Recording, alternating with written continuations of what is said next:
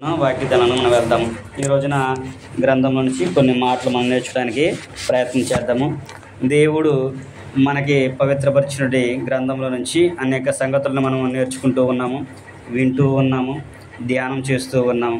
అయితే దేవుని యొక్క గ్రంథము మనకి ఏం తెలియపరుస్తుందో అనే విషయాన్ని ప్రతి ఒక్కరు కూడా గ్రహించాల్సినటువంటి అవకాశము దేవుడు మనకి ఇచ్చినాడు, తెలియజేసి ఉన్నాడు. ప్రతి ఒక్కరు కూడా గ్రంథాన్ని పరిశీలన చేసి అందులో ఉన్నటువంటి విషయాల్ని ప్రతి ఒక్కరు కూడా గ్రహించాలి. అందుకని క్రొత్త నిబంధన గ్రంథంలో అనేక సందర్భాల్లో దేవుని యొక్క వాక్యం మనకేం తెలియపరుస్తుందంటే, మీకు బోధ కలుగు నిమిత్తము, బుద్ధి కలుగు నిమిత్తము ఇవన్నీ కూడా మీకు రాయబడి ఉన్నవి అని అంటాడు. దృష్టాంతములుగా మీకు కలిగి ఉన్నవి, వీటిని దృష్టాంతాలుగా చూపిస్తూ ఉన్నాడు.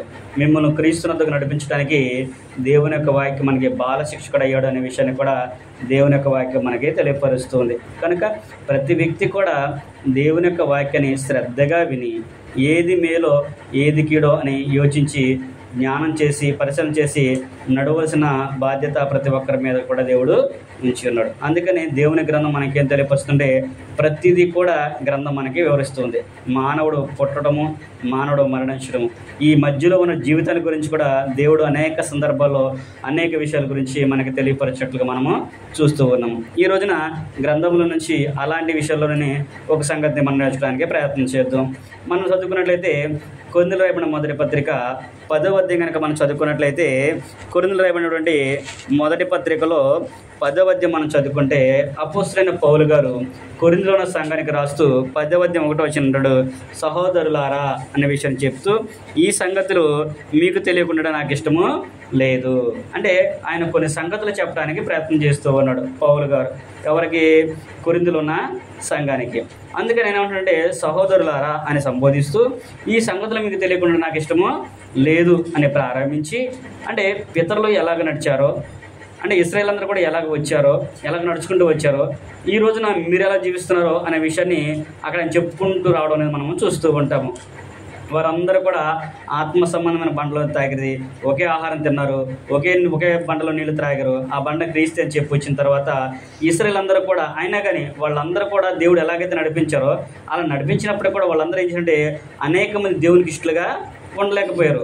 వారు దేవుని కార్యాలు చూశారు, దేవుని ప్రేమను చూశారు, దేవుని యొక్క మహత్యాన్ని కూడా వాళ్ళు చూశారు.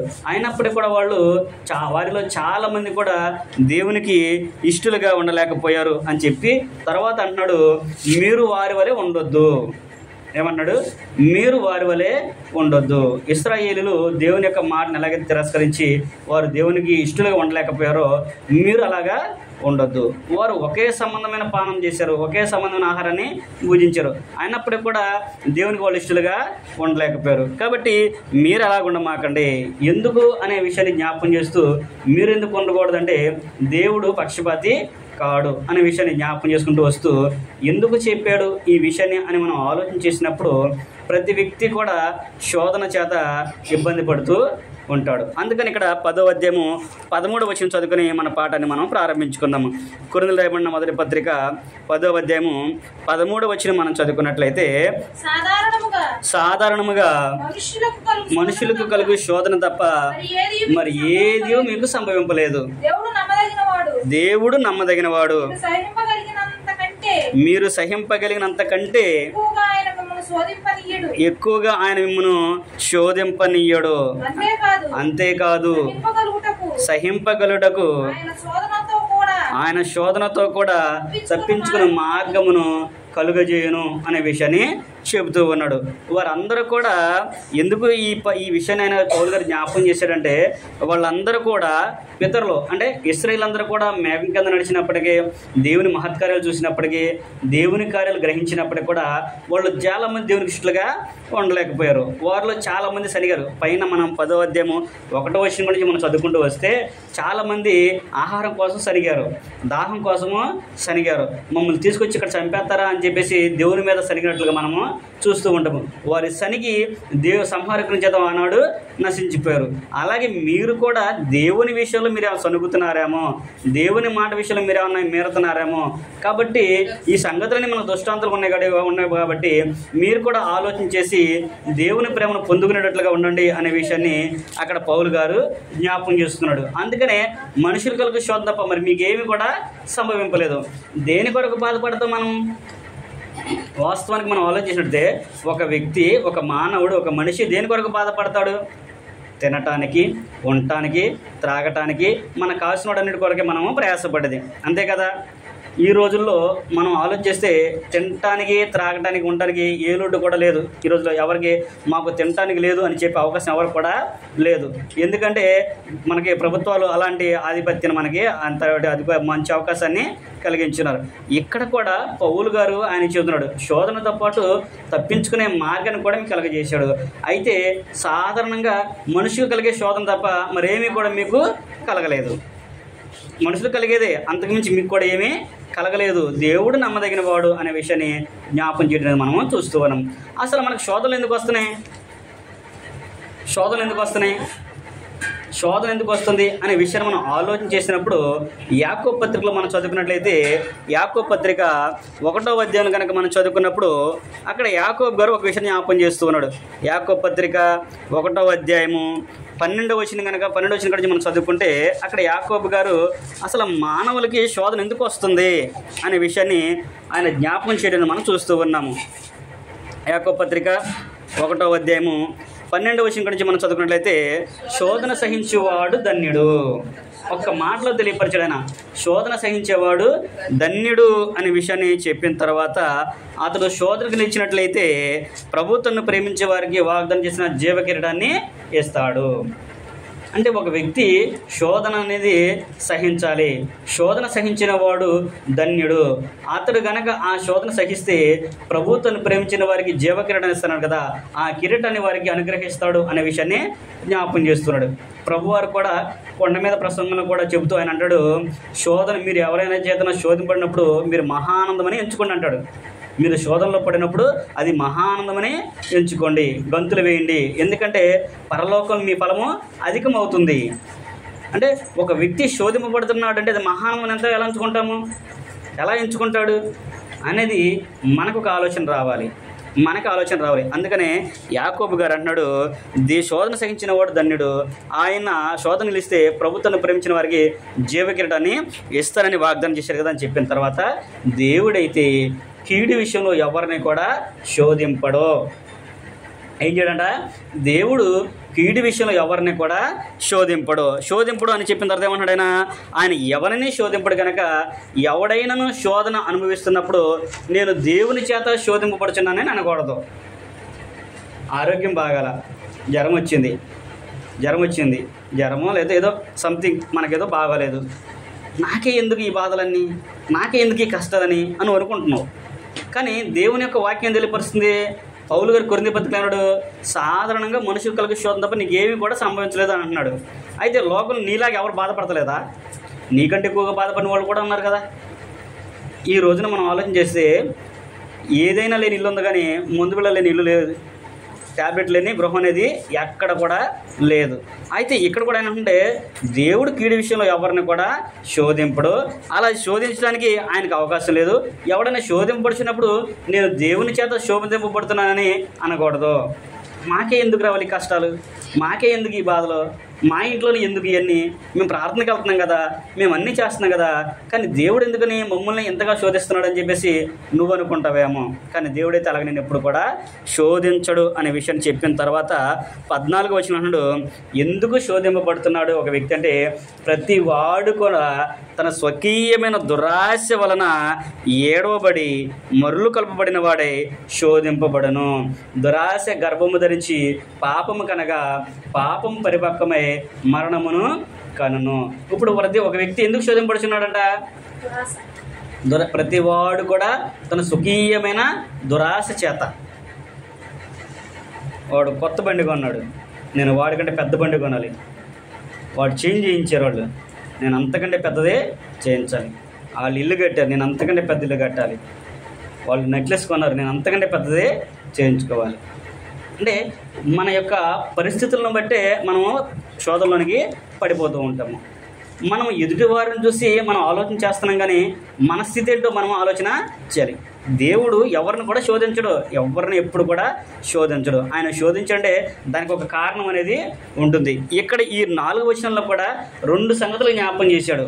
ఒకటి, దేవుడు పరలోక సంబంధమైన శోధన గురించి చెప్పాడు, అంటే ఆత్మ సంబంధ శోధన గురించి తెలియపరిచాడు. రెండోది భౌతిక సంబంధమైన శోధన.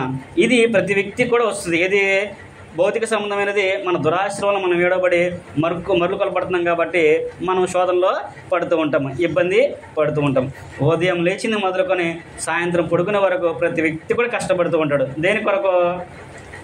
ఆ స్వకీయమైన ఆశ కొరకు. ఇల్లు కట్టుకోవాలి, కార్లు కొనుక్కోవాలి, బంగారం కొనుక్కోవాలి, బాగా బ్రతకాలి, మనం బాగా ఉన్నతమైన స్థితిలో ఉండాలి. అది దేవుడు వద్దనే మనలా.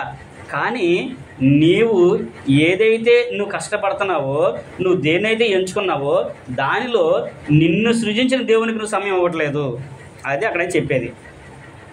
నువ్వు ఉదయం మొదలుకొని సాయంకాలం వరకు అన్ని గంటలు నువ్వు పనిచేస్తున్నావు, కానీ సాయంత్రం కనీసం ఒక్క 10 నిమిషాలు దేవుని కొరకు కేటాయించుకుంటున్నావా? నీ గురించి నువ్వు ప్రార్థన చేసుకుంటున్నావా? నీ కుటుంబం గురించి నువ్వు ప్రార్థన చేసుకుంటున్నావా? వారమంతా కష్టపడతాం, ఆదివారం 2 గంటలు ఉండడానికి మనకి కాళ్ళు నిలవు.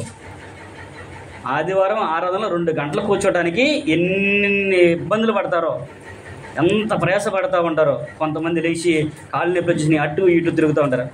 అదే 2 గంటలు సినిమాకి వెళ్ళి కూర్చుంటే, టీవీ సీరియల్ ముందు కూర్చుంటే, ఏదైనా బాతాకాని వేసుకుంటే, మామూలుగా 10 మంది మీటింగ్ వేసినప్పుడు కూర్చుంటే 2 గంటలు కాదు, పూట అయినా కానీ కదలరు. ఇక్కడ యాకోబు గారు కూడా అదే చెబుతున్నాడు. శోధన సహించేవాడు ధన్యుడు అని చెప్పి అన్నాడు ప్రభువారు. అలా శోధన సహిస్తేనే నీకు పరలోకాన్ని ఇస్తానన్నాడు, నిత్య జీవాన్ని ఇస్తానన్నాడు. ఇక్కడేమంటున్నాడు? ప్రతివాడు కూడా తన స్వకీయమైన దురాశ వలన ఏడవబడుతున్నాడు, దాని చేత వాడు శోధింపబడుచున్నాడు అనే విషయాన్ని అక్కడ జ్ఞాపకం చేస్తున్నాడు.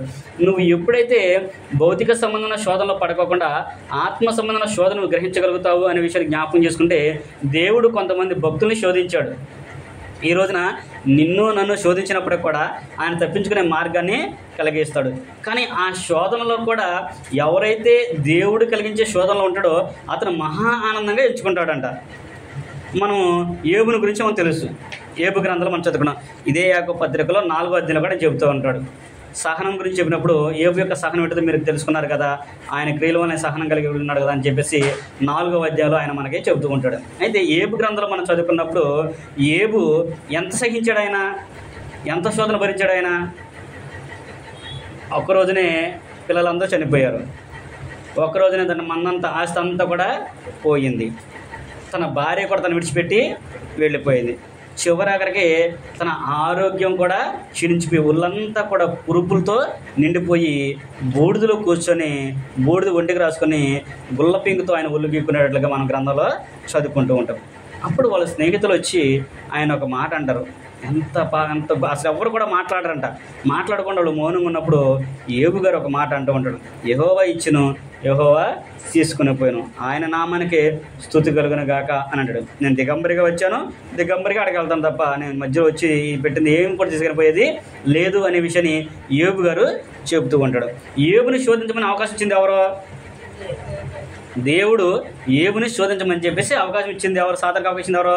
దేవుడే సాతానికి అవకాశాన్ని ఇచ్చాడు. ఆయన ఆ శోధనలో నిలుస్తాడా లేదనేది దేవునికి తెలుసు.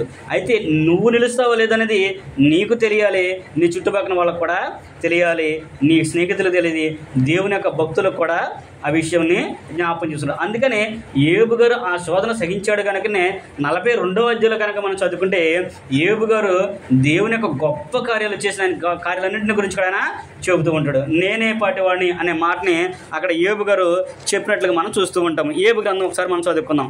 ఏబు గ్రంథము 42వ అధ్యాయంలో కనుక మనం చదువుకుంటే ఏబు గారు అంటూ ఉంటాడు, దేవుని గురించిన కార్యం తెలియపరుస్తూ ఆయన యొక్క విషయాలను చెప్తూ 42వ అధ్యాయము 1వ వచనం గురించి మనం చదువుకుంటే, అప్పుడు ఏబు యెహోవాతో ఇలాగు ప్రత్యుత్తరం ఇచ్చెను, నీవు సమస్త క్రియలను చేయగలవనియు నీవు ఉద్దేశించినది ఏది నిష్ఫలం కానేదనియు నేనిప్పుడు తెలుసుకుంటుని, జ్ఞానం లేని మాటల చేత నిరర్ధకం చేయి వీడెవడు అనే విషయం చెప్పిన తర్వాత ఆయన ఏమంటే చివరిగా 6వ వచనం మనం చదువుకుంటే అంటాడు, కావున నన్ను నేను అసహించుకొని ధూళిలోను బూడిదలోను పడి పశ్చాత్తాప పడుచున్నాను. ఏబు గారు మనం 39-41 వచ్చిన మనం చదువుకుంటే దేవుడు ఏబు గారితో మాట్లాడిన సంభాషణ మనం ఒకటి చదువుకుంటూ ఉంటాము. దేవుడు చెప్పాడు, ఆకాశంలో పొడిసిన వాడు ఎవడో, నీళ్ళని జాంతో ఆకాశాన్ని జాంతో పొడిసింది ఎవడో, నీళ్ళని పురుషులతో పొడిసింది ఎవరో అనే విషయాన్ని, దేవునికి జ్ఞానం నేర్పిన వాడు ఎవడో అనే విషయాన్ని చెప్తూ ఆయన ఈ విషయాన్ని కూడా చెప్పుకుంటూ వస్తారు ఏబు గారికి. ఏబు గారు ఎన్ని అన్న తర్వాత అంటాడు, అవునయ్యా నీకు సమస్తము తెలుసు, నీ తప్ప ఎవరు చేయగలరు ఇవన్నీ కూడా అనే విషయాన్ని ఏబు గారు చెప్పి, నేను అనుకోకుండా నాకు తెలియక నేను మాట్లాడని చెప్పేసి ఏబు గారు పశ్చాత్తాపడినట్లుగా అక్కడ మనము చూస్తూ ఉంటాము. ఆయన పడిన శోధన పడ్డాడు, కానీ ఆయన శోధనలు ఏమాత్రం కూడా దేవుణ్ణి దూషించలేదు. కానీ విశ్వాసంలో అవిశ్వాసాన్ని కూడా కనపడకుండా ఆయన నడిపించినట్లుగా మనం అక్కడ చూస్తూ ఉన్నాం. అంత సహనం కలిగి ఏబు గారు ఉన్నప్పుడు 42వ అధ్యాయం చివరి భాగంలో ఆయన రెట్టింపు ఘనతని ఆయనకి ఇచ్చినట్లుగా మనము చూస్తూ ఉంటాము. అంటే దేవుని విషయంలో శోధన సహించినటువంటి ఏబు మనకి జ్ఞాపకం వస్తూ ఉంటాడు. అంటే అక్కడ ఏమంటూ ఉంటాడంటే, మనం చదువుకుంటే సామెతల గ్రంథం కూడా మనం చదువుకుంటే 16వ అధ్యాయం 4వ వచనం మనం చదువుకుంటే, దేవుడంట ప్రతి వస్తువును దాని పని నిమిత్తము కలగజేసెను అని అంటాడు. ఇదేంటంట, దేవుడు ప్రతి వస్తువును కూడా దాని పని నిమిత్తము కలగజేశాడు. అలాగే తీర్పు దినం కొరకు భక్తిహీనుని కలగజేశాడు అనే విషయాన్ని కూడా చెబుతూ ఉంటాడు. 16వ అధ్యాయం 4వ వచనంలో, యెహోవా ప్రతి వస్తువును దాని పని నిమిత్తం కలగజేశాను, నాశన దినమునకు ఆయన భక్తిహీనులను కలగజేశాను. భక్తిహీనులు అంటే ఎవరో? దేవుని ఎరగని వారా? దేవుని తెలిసిన వాళ్ళే. అక్కడ మనం చదువుకున్నాం కదా కొరింథీ పత్రికలో, ఆ వారిలో కొంతమంది దేవునికి ఇష్టలుగా ఉండలేకపోయారు. అంటే దేవుని నమ్ముతాం, ప్రార్థనకి వెళ్తాం, అన్నీ చేస్తాం, కానీ దేవుని మీద మనం ఆధారపడము. ఏదైనా కష్టం వచ్చినప్పుడు, ఏదైనా ఇబ్బంది వచ్చినప్పుడు, శోధన వచ్చినప్పుడు ఇలాగా తొలగిపోతూ ఉంటారు. అందుకని అక్కడ ఆయన ఏమంటాడంటే, నాశన దినం కొరకు ఆయన అవిశ్వాసుల్ని కలగజేశాడు. ప్రతి వస్తువు కూడా పని ఉంది, నీకు నాకు కూడా ఉంది, ప్రతి దానికి కూడా పని ఉంది అనే విషయాన్ని ఆయన జ్ఞాపకం చేస్తూ ఆయన ఏమంటాడంటే, నాశన దినం కొరకు అవిశ్వాసులు ఆయన కలగజేశాడు.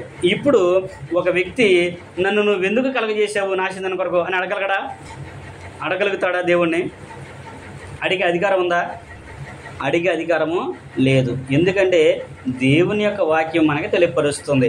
ఒక కొమ్మరి ఒక మట్టి తీసుకొని ఒక ముద్దలో నుంచి ఒకటి ఘనతకు ఒకటి ఘనహీనతకు కలగజేయడానికి కొమ్మరి వానికి మట్టి మీద అధికారం ఉన్నట్లుగానే మరి మనం సృజించిన దేవునికి మన మీద అధికారం ఉండదా? మన సృష్టికర్త ఎవరు? మన కీర్తన గ్రంథము 100వ అధ్యాయం మనం చదువుకుంటాము. సమస్త దేశంలో యెహోవాను స్తుతించడండి, ఆయనే మనల్ని పుట్టించను, ఆయనే మనల్ని పోల్చడు, ఆయన వారం అని చెప్పి చెబుతూ ఉంటాడు. క్రొత్త నిబంధనలకు వచ్చేసరికి యోహాను సువార్త మనం చదువుకుంటే, ఆదియందు వాక్యమును, వాక్యము దేవునిద్రను, సమస్తము ఆయన మూలం కలిగినది ఏది కూడా ఆయన లేకుండా కలగలేదు అంటాడు. కొలసీ పత్రిక 1:17లో కూడా అదే విషయాన్ని జ్ఞాపకం, సమస్తం కూడా ఆయన మూలం కలిగింది, మనము ఆయన ద్వారా సృజింపబడిన వారము అనే విషయాన్ని చెబుతూ ఉంటాడు. అంటే క్రీస్తు ద్వారా మనం అందరం కూడా నిర్మించబడ్డాము, ఆయన లేకుండా ఏది కూడా కలగలేదనే విషయం చెబుతున్నాడు. అలాగే పౌలు గారు అక్కడ సామెత గ్రంథం కూడా ఏమని చెప్పాడు, ఆయన ప్రతి వస్తువును కూడా పని నిమిత్తమే కలగజేశాడు. నీవుకు నాకు కూడా పని అనేది ఉంది. ఏబు ద్వారా శోధన సహించాలి అనే విషయాన్ని దేవుడు ఎలాగైతే తెలియపరిచాడో, అలాగే ఇంకొక వ్యక్తి ద్వారా దేవుని యొక్క బలాన్ని, దేవుని యొక్క శక్తిని, దేవుని యొక్క మహత్కార్యాలని భూలోకమంతటా కూడా ప్రచురం చేశాడంట దేవుడు. మనము కొండను గురించి అంటే కుమ్మరవారి గురించి మనం చదువుకున్నప్పుడు రోమీయులకు రాసిన పత్రిక 9వ అధ్యాయము 20-21 చదువుకున్నట్లయితే అక్కడ ఆ విషయం జ్ఞాపకం చేస్తూ ఉంటాడు. రోమీయులకు రాసిన పత్రిక 9వ అధ్యాయం మనం చదువుకున్నప్పుడు 9వ అధ్యాయము 20-21 వచనం మనం చదువుకుంటే అక్కడ ఏమంటున్నాడు, అవును గాని ఓ మనుషుడా, దేవునికి ఎదురు చెప్పుటకు నీవెవడవు? నన్నెందుకు ఇలాగ చేసితవని రూపింపబడినది రూపించిన వానితో చెప్పునా? ఒక ముద్దల నుండి ఒక ఘటము ఘనతకును ఒకటి ఘనహీనతనకు చేయుటకు మట్టి మీద కుమ్మరవానికి అధికారము లేదా అనే విషయాన్ని చెబుతూ ఉన్నాడు. అది మనము ఇందాక తెలుసుకున్నాము. ఇప్పుడు ఒక మనిషిని అంటే ఈ లోకంలో మన ద్వారానే దేవుడు కూడా ఒకరి ద్వారా దేవుడు తన ఘనతకు తెచ్చుకుంటున్నాడు. అలాగే ఏబు ద్వారా సహనం వీటితో మనకి తెలియపరిచాడు. ఇంకొక వ్యక్తి ద్వారా దేవుడు తన మహాకార్యాన్ని మహాబలాన్ని తెలియపరచాడు. అదే 9వ అధ్యాయము 17వ వచనం పై వచనం అని ఉంటుంది. పై వచనం మనం చదువుకుంటే అక్కడ ఒక వ్యక్తి గురించి చెబుతూ ఉంటాడు. మరియు లేఖనము ఫరోతో ఇలాగ చెప్పెను,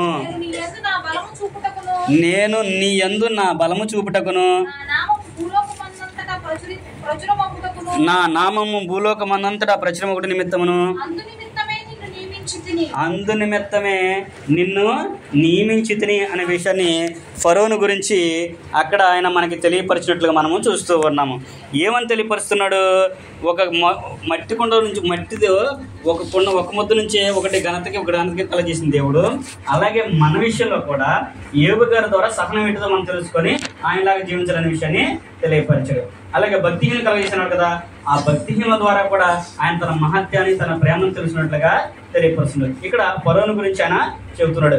ఈ విషయాన్ని మనం ఎక్కడ చదువుకుంటుంటే నిర్గమాకాండము 9వ అధ్యాయం 16వ వచనం మనం చదువుకుంటే దేవుడు ఐగుప్తులో మహత్కార్యాలను చేయటానికి ముందుగా ఫరో దగ్గరికి మోషే గారిని పంపించినప్పుడు మా దేవుడు మమ్మల్ని పంపించమన్నాడు మా ఇశ్రాయేలీయులందరూ కూడా అంటే ఆయన ఒక మాట అంటాడు, నేను ఆయన మాట విని పూజించుటకు యెహోవా ఎవడో అనే మాట అంటాడు. ఆయన ఆ మాటకి దేవుడు అంటాడు, నీ ద్వారా నా నామాన్ని భూలోకమంతా కూడా ప్రచురం చేస్తాను, నేను నా క్రియలన్నింటిని కూడా ప్రచురం చేస్తాను అని అంటాడు.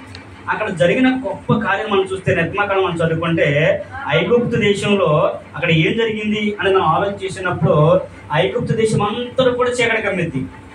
కానీ ఇశ్రాయేలీయుల మటుకే వెలుతురు అనేది కనిపిస్తూ ఉంది. వడగండ్ల వాన కురుస్తుంది, వడగండ్లు అక్కడ ఆ ప్రాంతం అంతా కూడా కురిసింది.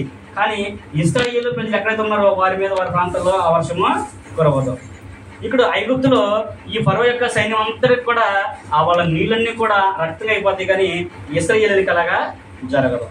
అంటే ఎక్కడ ఉంటుంది కానీ అక్కడ ఉండదు. ఎంత గొప్పగా అంటే మనం కొన్ని సందర్భాలు చూస్తూ ఉంటాము. మన సెంటర్లో వాన్ ఉంటుంది కానీ మళ్ళీ ఎవరికి వస్తే వాన్ ఉండదు. మేము కొన్ని సందర్భాలు మన ప్రయాణం వెళ్ళేటప్పుడు కొన్ని తాము చూసిన అనుకోండి, ఇక్కడ దాకా వాన్ ఉంటుంది, ఇక్కడ నుంచి మళ్ళీ వాన్ ఉండదు. అలాంటి సందర్భం చూస్తున్నాం. అలాగే దేవుడు కూడా తన యొక్క శక్తిని కనపరచడానికి ఐగుప్తు రాజు ఫరో ద్వారా ఆయన నామాన్ని ఘనంగా ఎంచాడు. అన్ని కార్యాలు చేసినప్పుడు కూడా ఆయన ఏమంటాడు? ఫరో ఏమనేవాడు? నీళ్ళు రక్తంగా మార్చినప్పుడు ఆయన వల్ల కానప్పుడు ఆయన చేస్తుంటే మోషేకి వచ్చి నీ దేవుడిని వేడుకో నిన్ను పంపించేస్తాను అంటాడు. మరలా దేవుడు తన హృదయాన్ని కఠినపరచడం అనే విషయం చెప్పిన తర్వాత మరలా ఆయన పోయినాడు. మరలా ఇంకో కార్యం జరిగిస్తాడు. అలాగా 9 కార్యాలు దేవుడు అక్కడ వాళ్ళకి జరిగిస్తూ ఉంటాడు. 9 క్రియలు ఆయన జరిగించి 10వ కార్యం చేసినప్పుడు ఆ రోజున వాళ్ళందరినీ కూడా ఒక ధనంతో వారిని పంపించేటట్లు మనము చదువుకుంటూ ఉంటాం. వాళ్ళందరినీ కూడా పంపించేటట్లు మనము చూస్తూ ఉంటాం. అది ఎంత గొప్ప కార్యం అంటే దానిని అనేక మందికి దేవుడు ఈ రోజున దాన్ని తెలుసుకునేటట్లుగా గ్రంథం మనకి తెలియపరుస్తుంది. ఆనాడు దేవుడు చేసిన కార్యాలన్నింటినీ కూడా ఈ రోజున మనకు ఆధారాలు ఉన్నవి. జరిగిన వాడన్నింటినీ కూడా ఆధారాలన్నింటినీ కూడా ఆయన ఉంచాడు. ఎంత గొప్ప అద్భుతంగా వారిని నడిపించాడు. ఎంత గొప్ప అద్భుతంగా చివరాఖరికి ఎవరో చేయని గొప్ప అద్భుతాన్ని దేవుడు వారికి చేశాడు. ఎర్ర సముద్రాన్ని 2 పాయలుగా చేసి ఇశ్రాయేలు అందరూ కూడా ఆరిన నేల మీద నడిచేట్లుగా జరిగించాడు. వారిని నడిపించి వచ్చిన తర్వాత ఫరో సైన్యం అంతా కూడా సముద్రం మధ్యలో ఉండగానే దాని అంతటిని కూడా వారందరిని కూడా ముంచేసి చంపేసినట్లుగా మనము చూస్తూ ఉంటాము. అన్ని గొప్ప కార్యాలు చేసినప్పటికీ, అంత గొప్ప అద్భుతమైన క్రియలు చేసినప్పుడు కూడా వాటన్నిటిని స్వయంగా చూసిన ఇశ్రాయేలీయులు దేవుని యందు విశ్వాసాన్ని నమ్మకాన్ని ఉంచలేకపోయారు. అదే విషయాన్ని పౌలు గారి కొరింథీ పత్రికలో 10వ అధ్యాయం మనం చదువుకున్నాం కదా, అక్కడ ఆ పై వచనాన్ని కూడా వాటి గురించే చెప్తూ ఉంటాడు. ఆ ఎర్ర సముద్రం దాటి వచ్చిన తర్వాత వాళ్ళకి ఇక భయం లేదు. మరి వాళ్ళు అరణ్యంలో ప్రయాణం చేస్తున్నారు. 40 సంవత్సరాలు వాళ్ళు అరణ్యంలో ప్రయాణం చేసినప్పుడు వాళ్ళు వేసుకున్న బట్టలు చెనగలేదు, వారి కాళ్ళకున్న చెప్పులు తెగలేదు, వారికి ఏది కూడా మాసిపోలేదు.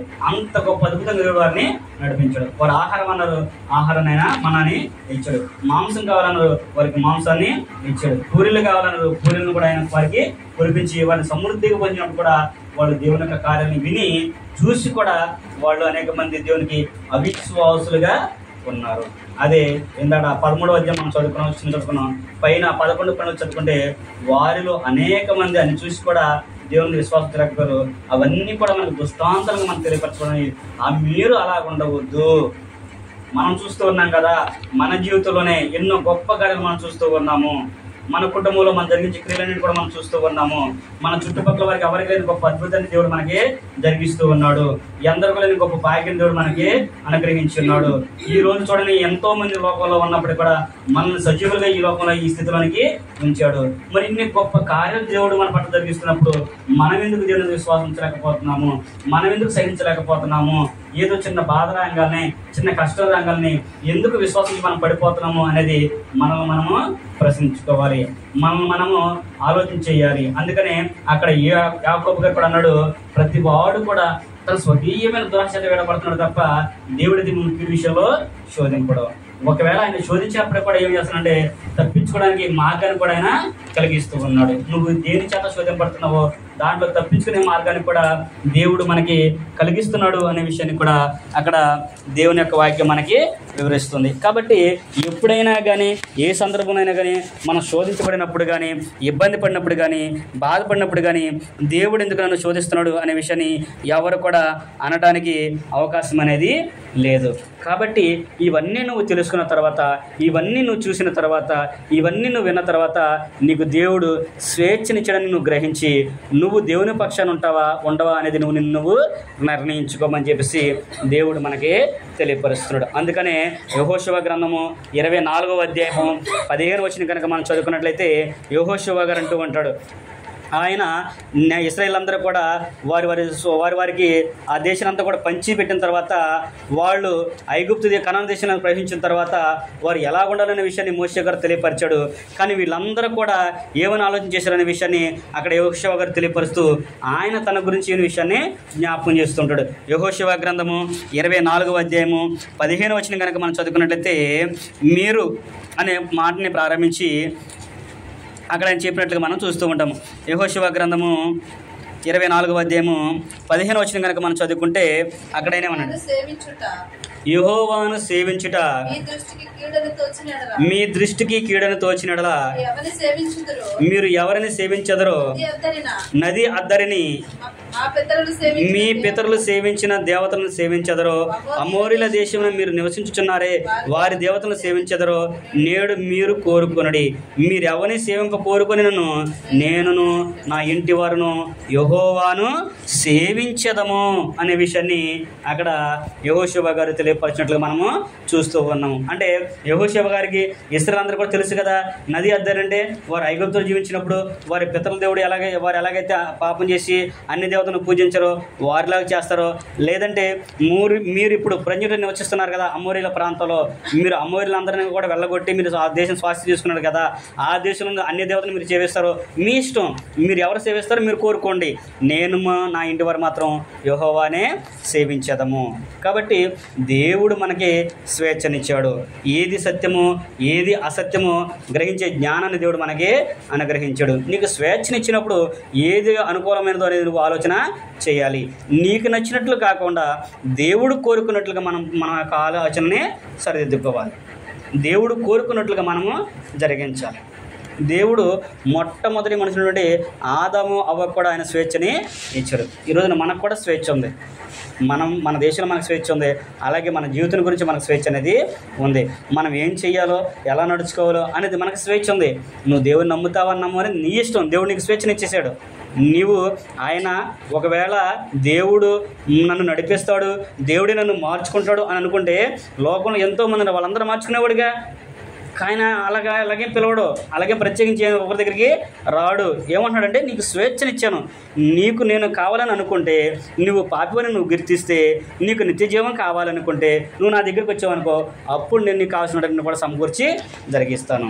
అలాగే ఏదెను తోటలో కూడా ఆదము అవ్వ కూడా స్వేచ్ఛని ఇచ్చాడు. ఏదెను తోట మొత్తం తినమన్నాడు ఆయన. తోట చుట్టుపక్కల ప్రతి చెట్టును కూడా ప్రతి చెట్టు ఫలాన్ని మీరు తినండి అన్నాడు.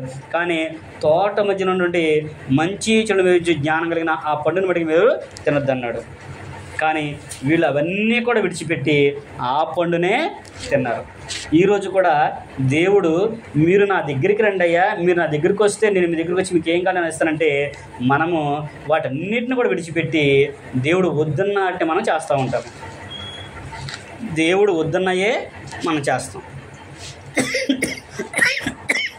దేవుడు ఏ అయితే వద్దన్నాడో అవే కార్యాలు మన రోజున జరిగిస్తున్నాం. కనుక మనం కూడా దేవుడు ఏదైతే చేయమన్నాడో, దేవునికి ఏ కార్యాలు కావాలో, ఎలాంటి విషయాలు మనం చేయాలో అనే విషయాన్ని ప్రతి ఒక్కరం కూడా తెలుసుకోవాలి. అలాగా దేవుడు కోరుకున్నట్లుగా కూడా మనము జీవిస్తే దేవుడు కూడా మన పక్షాన న్యాయాన్ని జరిగిస్తాడు. దేవుడు మనకి ఏది కావాలో దాన్ని సంపూర్ణంగా ఇస్తాడు అనే విషయాన్ని కూడా దేవుని యొక్క వాక్యం అయితే మనకి వివరిస్తూ ఉంది. కనుక పాపం చేయని మానవుడు ఎవరు కూడా లేడు. కాబట్టి మనం అందరం కూడా పాపులమే. అయితే పాపంలోనే ఉండి మరణించాలి అని దేవుడు ఇప్పుడు కూడా కోరుకోవట్లేదు. అందరూ కూడా మారుమనసు పొందాలని దేవుడు కోరుకుంటున్నాడు. అందరూ పాపులు అనే విషయాన్ని రోమిలకు రాసిన పత్రిక 3వ అధ్యాయము 23వ వచనం మనం చదువుకుంటాం. ఏ భేదమును లేదు, అందరూ పాపం చేసి దేవుడు అనుగ్రహించే మహిమను పొందలేకపోతున్నారు అనే విషయాన్ని మనం చూసాము. అయితే పాపము చనిపోతే దేవునికి ఇష్టమా అంటే, కానీ ఆయనకు ఆ ఇష్టము లేదు. అందుకని ఎవరు కూడా నశించుకోవడానికి ఇష్టం లేక తన కుమారుడు క్రీస్తు ప్రభువు లోకానికి పంపించాడు.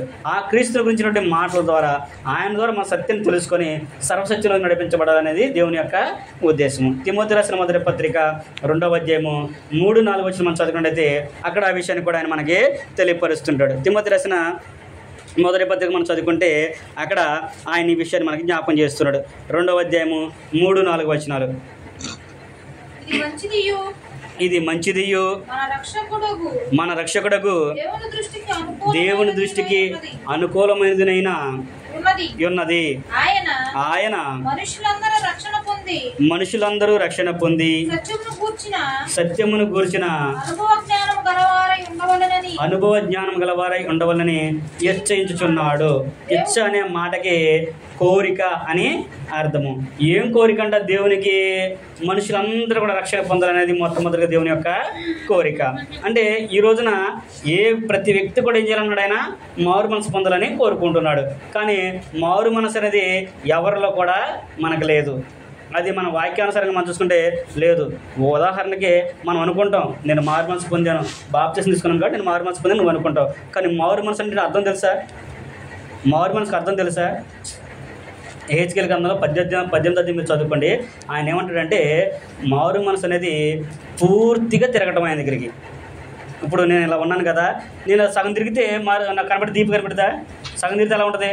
ఇటు సగం తిరిగితే కాదు, పూర్తిగా తిరిగిననుకో అప్పుడు నా ప్రతిబింబం అనేది కనిపించింది. అంటే నేను మారు మనసు అంటే నేను ఏదైతే ఇంతకుముందు పాపం చేశానో, నేను ఏదైతే నా జీవితాన్ని కలిగి ఉన్నానో ఆ జీవితం నుంచి శాంతం బయటకు వచ్చేసి ప్రత్యేకంగా నేను జీవించాను. అది మారు మనసు అంటే. పలానా వ్యక్తి ఉన్నాడు, ప్రార్థనకి వెళ్ళక మునుపు ఆయనతో మాట్లాడంటే చాలా భయం వేసేది మనకి. అలాంటి వాళ్ళు మనం కదిలేము అనుకునేటట్లుగా ఉండడు. కానీ నువ్వు ప్రభువుని తెలుసుకున్న తర్వాత, మారు మనసు పొందిన తర్వాత, బాప్తిసం తీసుకున్న తర్వాత నీ దగ్గరికి పలకబడడానికి చాలా ఆనందపడాలి. ఆయనతో చాలా చక్కగా మాట్లాడతాడు, ఆ వ్యక్తి చాలా చక్కగా మాట్లాడతారు అనే విషయాన్ని మనం కలిగేటట్లుగా మన ప్రవర్తన అనేది ఉండదు. అంటే మన ప్రవర్తన, మన మాట, మన వస్త్రధారణ, మన జీవితం మొత్తం కూడా మారిపోవాలి. అది మారు మనసు దానికి అర్థము. రెండోది ఏమన్నాడు? సత్యమును గురించి జ్ఞానం కలిగి ఉండాలంటాడు. అనుభవ జ్ఞానాన్ని కలిగి ఉంటాడు. సత్యం అంటే వాస్తవానికి లోకలు ఉంటారు, సత్యం అంటే నిజము, అబద్ధం కానిది అని అంటున్నాం. మన సత్యం అంటే దేవుని యొక్క వాక్యము.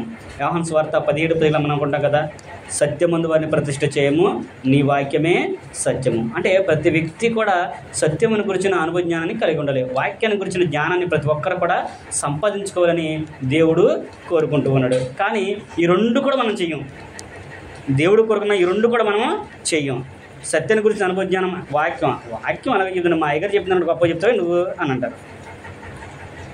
నువ్వే వాక్యం అలా ఇప్పుడు ఏదైనా కొన్ని విషయాలు ఉంటాయి, వాక్యం అలా చెప్పట్లేదు కానీ అనుకోండి, అక్కడ ఉండదులేండి మనం ఇలా నడుచుకోవాలి అని అంటాడు. అక్కడ లేదులేండి మనం చెయ్యాలి అంటాడు. అక్కడ కాదులే కానీ మనం ఇలా ప్రవర్తిస్తే మనకి మంచిది అని అంటాడు. అది దేనికి చెప్పాలో ఏదో అనే ఆ విషయం గ్రహించదు. కానీ అవే నమ్ముతారు, కానీ వాక్యం అలా ఉందని నమ్ముతారా ఎవరన్నా? పలానా సంగతి గురించి చెబుతూ ఉంటండి, వాక్యం చెప్పిద్ది పలానా సంగతి గురించి. ఉదాహరణకి క్రిస్మస్ అని మనం చేస్తూ ఉంటాము, అది గ్రంథంలో ఎక్కడ ఉందా? త్రిత్వము అనే పదం వాడుతూ ఉంటారు, త్రియేక దేవుడు అని మాట్లాడుతూ ఉంటారు. ఆ పదం ఎక్కడ ఉందా గ్రంథంలో? ఆ మాట అడుగుతారు ఎవరన్నా? మా బొట్టులో చెప్తే మీకేం తెలుసా, మా ఎగ్రెంట్కి తెలుసు నీకు అంటారు. అంటే మన దేవుడు ఏదైతే కోరుకుంటున్నాడో దాన్ని మనం ఆలోచన చేయం, కానీ దేవుడు వద్దన్నదే మనం చేయడానికి ప్రతి వ్యక్తి కూడా చేస్తూ ఉంటాడు. అదే ఇక్కడ ఆయన కూడా మనకి తెలియపరుస్తుంది. కనుక మనం శోధనలో ఉన్నప్పుడు, ఏదైనా ఇబ్బందులు ఉన్నప్పుడు మనం దేవుని గురించిన జ్ఞానాన్ని మనం పరిశీలన చేసినప్పుడు ఆ విషయాలన్నీ కూడా మనకి అర్థమవుతుంది. ఎప్పుడైతే నువ్వు వాక్యానుసారంగా జీవితం జీవిస్తూ ఉంటావో అప్పుడు నీకు కష్టమైన, శోధనైనా, ఇబ్బంది అయినా కానీ నీకు అంతగా ఏమి కూడా అనిపించదు అనే విషయాన్ని కూడా దేవుని యొక్క వాక్యం మనకి తెలియపరుస్తుంది. ఎప్పుడైతే దేవుడు కోరుకున్నట్టుగా నువ్వు జీవిస్తావో, దేవునికి ఇష్టంగా నువ్వు బ్రతుకుతావో, అప్పుడు దేవుడు ఏమంటాడంటే నిన్ను దేవుడు బహుగా ఆశీర్వదిస్తాడు అనే విషయాన్ని చెబుతున్నాడు. ఆశీర్వదించడం అంటే ఒకేసారి ఆకాశం నుంచి మూటలేం పడిపోవు, మనకి ఒకేసారి ఏదో పెద్ద ఏదో చేసి మనకే పడిపోదు. అక్కడ అంటాడు నిన్ను దేవుడు ప్రతి విషయంలో కూడా ఆశీర్వదిస్తాడు అనే విషయాన్ని జ్ఞాపకం చేస్తూ సామెతల గ్రంథం కనుక మనం చదువుకున్నట్లయితే సామెతల గ్రంథము 12వ అధ్యాయము 15వ వచనం కనుక మనం చదువుకున్నట్లయితే తన భూమిని సేద్యపరుచుకునేవాడు సమృద్ధిగా తన ఆహారం తింటాడు అనే విషయాన్ని జ్ఞాపకం చేస్తుంటాడు. సామెతల గ్రంథము 12వ అధ్యాయము 11వ వచనం, 12-11. తన భూమిని సేద్యపరుచుకునే వానికి ఆహారం సమృద్ధిగా కలుగును అనే విషయాన్ని చెబుతూ ఉన్నాడు. అంటే ఉదాహరణకి ఆయన చెప్పిన మాట ఏంటి? అక్కడ జ్ఞానిన సొలొమోను దేనికి చెబుతున్నాడు ఆ మాట? ఏమంటున్నాడు? 12వ అధ్యాయం 11వ వచనం మనం చదువుకుంటే అని అంటున్నాడు తన భూమిని సేద్యపరుచుకునేవాడు సమృద్ధిగా ఆహారాన్ని తింటాడు అన్నాడు. ఇప్పుడు ఉదాహరణకి మనకు ఒక భూమి ఉందనుకోండి, 1 ఎకరం భూమి ఉంది. ఆ భూమిని మనం ఏం చేయాలి? చక్కగా తగిన కాలం మందు దాన్ని శుభ్రం చేసుకొని దాంట్లో పంట వేసి తగిన కాలం మందు దానికి అవసరమైనట్టు కూడా సమకూర్చుకొని కోతకాలం మందు వెళ్ళి మన పంటను కూర్చుకొని తెచ్చుకుంటే మనకింట్లో సమృద్ధి అనేది ఉంటుంది. ఉదాహరణకి పొలం ఉంది, కానీ నేను పొలం వెళ్ళను, నేను అక్కడికి వెళ్ళను, నా పొలం ఉంది కాబట్టి అదే పండిద్ది, అదే వచ్చింది, అది నేను వచ్చిందంటే కుదురుద్దా? ఇక్కడ చాలామంది ఏమనుకుంటారంటే పని అనే విషయానికి వచ్చేసరికి, కష్టము అనే విషయానికి వచ్చేసరికి మనం బాగా రాళ్ళు కొట్టి సంపాదించడము, లేకపోతే ఎండలో తిరిగి చేయడము అదే కష్టము, అదే పని అనుకుంటున్నారు. కానీ దేవుడు చెప్పిందని ఎవరు కూడా గ్రహించట్లేదు. భౌతికంగా దేవుడు ప్రతి ఒక్కరికి కూడా ఒక్కొక్క విధానాన్ని కలగజేశాడు. ఇప్పుడు కొంతమంది చదువురానులు ఉన్నారు, వాళ్ళు ఏం చేస్తారు? వ్యవసాయం చేసి ఎండలో కష్టపడతారు. ఇప్పుడు అదే కష్టాన్ని చదువుకున్న సాఫ్ట్వేర్ చేస్తారా? వాడు చదువుకున్నాడు కాబట్టి వాడు సాఫ్ట్వేర్ వచ్చింది, కానీ వాడి కష్టం వాడికి ఉంటుంది, ఈడు చేసే కానీ ఈ కష్టం ఈయనకు ఉంటుంది. అంతేగాని నేను బాగా కష్టపడ్డాను, ఎండలో చేశాను కాబట్టి, నువ్వు ఏసీలో ఉన్నావు కాబట్టి నీది ఒక కష్టం కాదంటే అది సరిపోద్దా? చాలదు. దేవుడు అందుకనే ప్రతి ఒక్కరికి కూడా జ్ఞానాన్ని ఇచ్చాడు. వారి జ్ఞానాన్ని బట్టి వారు దాన్ని వృద్ధి చేసుకోవాలి అనే విషయాన్ని చెబుతూ ఉంటాడు. అందుకనే 6వ అధ్యాయంలో మనం చదువుకుంటే సామెతల గ్రంథంలోనే 6వ అధ్యాయం 9వ వచనం కాడి నుంచి మనం చదువుకుంటే అక్కడ అంటాడు సోమరి చీమల యొద్దకు వెళ్ళు అంటాడు. ఏమంటాడు? సోమరి చీమల యొద్దకు వెళ్ళి నువ్వు జ్ఞానం నేర్చుకోమని అంటాడు. సామెతల గ్రంథం 6వ అధ్యాయము 9వ వచనం కాడి నుంచి సోమరి చీమల యొద్దకు వెళ్ళని చెప్పిన తర్వాత అక్కడ ఏంటంట? వాటికి న్యాయాధిపతి లేడు, అధికారి కూడా లేడు. కానీ అవి ఏం చేస్తాయంట? వాటి కాలం ముందు వాటిని సమకూర్చుకుంటాయి. వాటికి ఏం కావాలి వాటి సమకూర్చుకుంటూ ఉంటాయి. అలాగే మరి నీకు జ్ఞానం ఇచ్చాడు కదా దేవుడు, మరి నువ్వు దాన్ని సంపాదించుకోవాలిగా అనే విషయాన్ని అక్కడ ఆయన మనకి జ్ఞాపకం చేస్తున్నాడు. అందుకనే ఆయన ఏమంటున్నాడంటే దేవుడు నీకు ఏ పని అయితే అప్పచెప్పాడో, నీ స్థితికి నీకు ఏదైతే ఇచ్చాడో దానిలో నువ్వు ప్రయాసపడు. దానిలో నువ్వు ప్రయాసపడ్డావనుకో దాని ద్వారా నువ్వు ఫలితాన్ని పొందుకుంటావు అనే విషయాన్ని చెబుతూ ఉన్నాడు. అందుకనే 20వ అధ్యాయము 11వ వచనం చదువుకుంటే 20వ అధ్యాయంలో కనుక చూసినట్లయితే సామెతల గ్రంథము 20వ అధ్యాయము 13వ వచనము లేమికి భయపడి నిద్రయందు ఆసక్తి విడువము అనే విషయాన్ని చెబుతూ ఉన్నాడు. అంటే నిద్రమత్తు ఏం చేస్తుందంటే మన యొక్క బద్ధకము మన యొక్క స్థితి ఏం చేస్తుందంటే ఆ వ్యక్తిని పాడు చేస్తుంది. లేమికి భయపడి ఏం చేయాలంటే నిద్రయందు ఆసక్తిని విడవాలి. మనం చదువుకుంటే ఇంకో కొంచెం నిద్ర, ఇంకో కొంచెం కొనికెదం అని ఉంటాడంట. అప్పుడు దారిద్ర్యం ఎలా వస్తుందంటే ఆయుధాలు వచ్చినట్లు దారిద్ర్యం మన మీదకి వస్తుంది. కాబట్టి నువ్వు నిద్రమత్తును వీడి, నువ్వు బద్ధకాన్ని విడిచిపెట్టి దేవుని పనిని, నీ పనిని నువ్వు సంపూర్ణంగా చెయ్యి. దేవుడు నీకు ఏదో అప్పగించాడో దాన్ని నువ్వు కొనసాగించడానికి ప్రయత్నం చెయ్యి. నువ్వు దాన్ని ఎప్పుడైతే కొనసాగిస్తావో అప్పుడు దేవుడు కూడా నీకు ఏ సమయంలో ఏది ఇవ్వాలో, ఏ సమయంలో నీకు ఏ కార్యం చేయాలో ఆయన చేస్తూ ఉంటాడు. అందుకని ప్రసంగి గ్రంథంలో మనం చదువుకున్నప్పుడు 3వ అధ్యాయం మనం చదువుకుంటే ప్రసంగి గ్రంథము 3వ అధ్యాయం 1వ వచనం నుంచి మనం చదువుకుంటే ప్రతి దానికి కూడా సమయం ఉంది అంటాడు.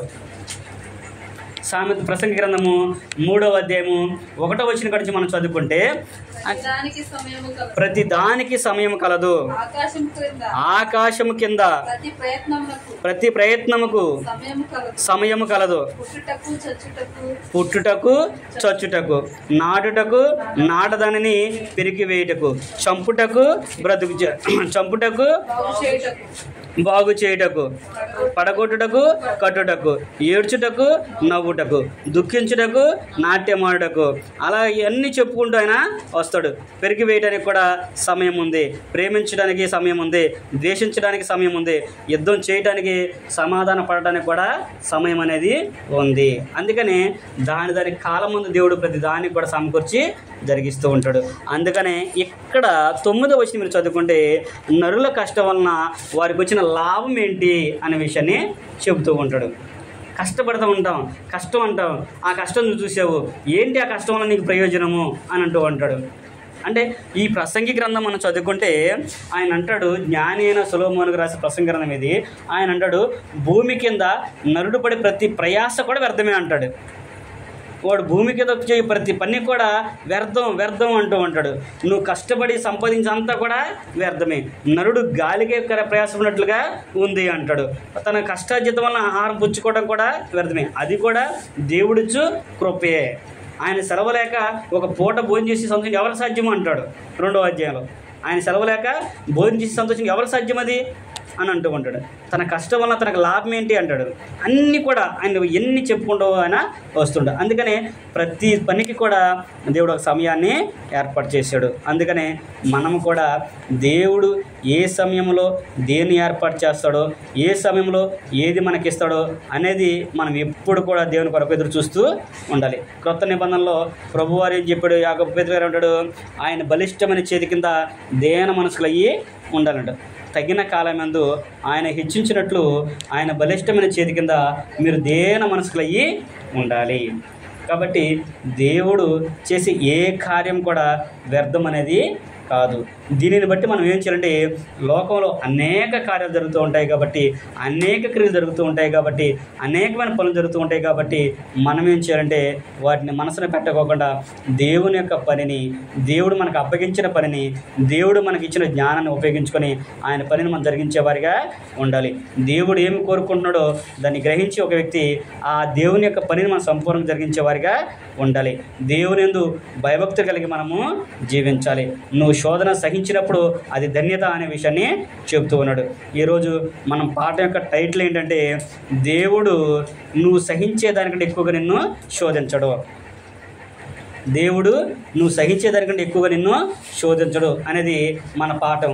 ఆ పాఠం ఉద్దేశించి మనము కొరింథీ పత్రికలో పౌలు గారు చెప్పినట్లుగా ఆయన సాధారణంగా మనుషులు కలిగే శోధన తప్ప మరి ఏది కూడా మనకి సంభవింపలేదు అనే విషయాన్ని మనం చూసాము.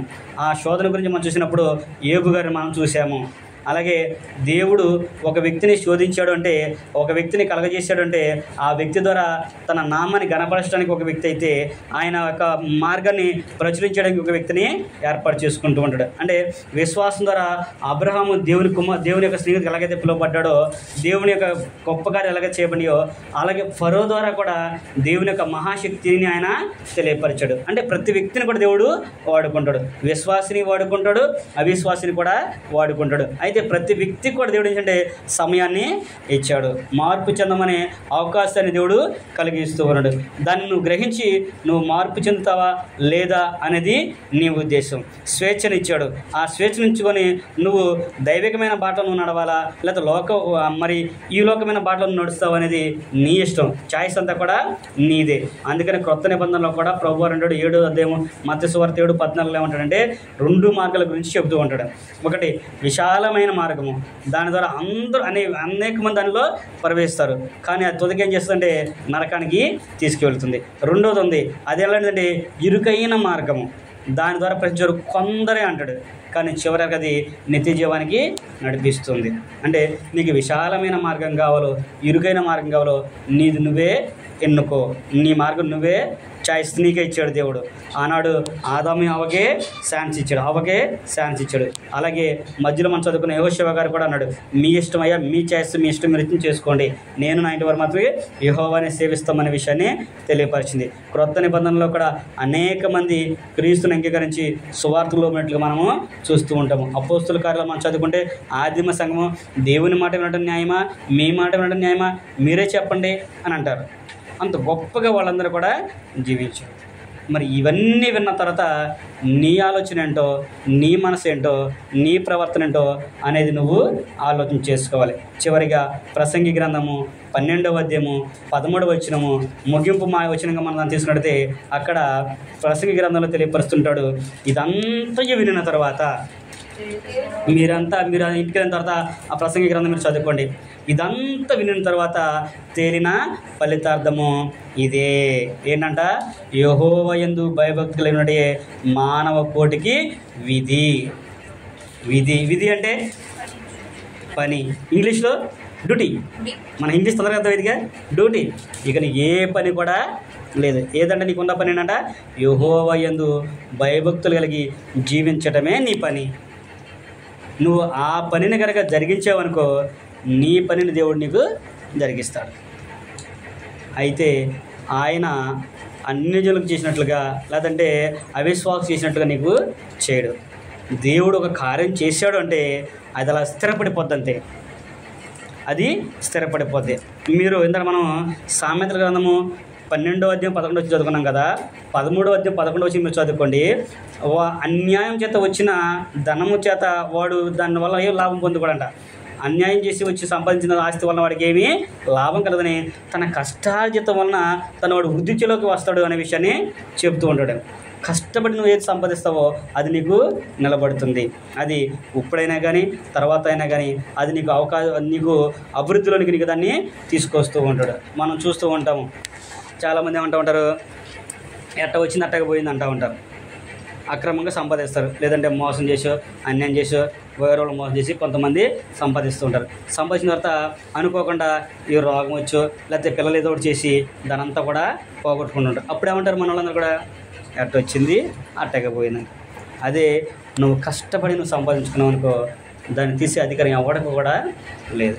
దేవుడు వారికి ఎవరిని అవకాశం ఇవ్వడు. అసలు దేవుడి యందు భయభక్తి కలిగిన వారికి ఆయన వారి మీద అపవాదికి అవకాశం అనేది ఎవడైనా, అది మనము గుర్తెరగాలి. అందుకనే యోహాను పత్రికలో అంటాడు ఆయన 9వ వచనంలో, మొదటి 9వ వచనంలో, దేవుని యొద్దకు రండి అప్పుడు ఆయన మీ యొద్దకి వస్తాడు, అప్పుడు అపవాది మీ యొద్ద నుండి పారిపోతాడు అని అంటాడు. మనం ఎప్పుడైతే దేవుని యొద్దకు చేరతామో అప్పుడు దేవుడు మన దగ్గరికి వస్తాడంట. అప్పుడు మన దగ్గర ఉన్న అపవాది మన దగ్గర నుంచి పారిపోతాడు.